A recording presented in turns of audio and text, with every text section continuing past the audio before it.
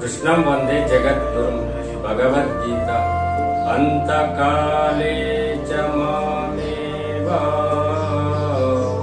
స్మరన్ ముక్త్వా కళేబరం యప్రయాతి సమద్భావం యాతి నాస్త్వత్ర సంశయః. మరణమందు కూడా నన్నే తలచుకుంటూ శరీరాన్ని విడిచిపెట్టిన వాడు తప్పకుండా నన్నే పొందుతాడు. భగత్ సింగుని గురి వేస్తున్నప్పుడు నీ చివరి కోరిక ఏమిటి అని అడిగారు. ఒక్క 2 నిమిషాలు సమయం ఇస్తే ఆ పక్కకెళ్ళొస్తాను అన్నాడు ఆయన. ఇందుకు పారిపోవడానిక అన్నాడు ఆంగ్లేయుల జడ్జి. పారిపోవడం తిరిగి పందల్లారా, భారతీయుడు ప్రతి ఒక్కడు సింహమే. సింహం చూసి కుక్కలు పారిపోవాలి కానీ కుక్కల చూసి సింహం పారిపోదురా డోంగ్రే అన్నాడు.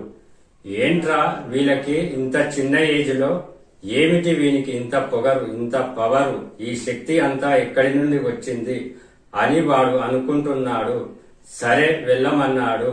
ఆ పక్కకెళ్ళి భగవద్గీత పుస్తకం తెచ్చుకొని సంకలో పెట్టుకొని ఉరి వేసేయ్ అన్నాడు.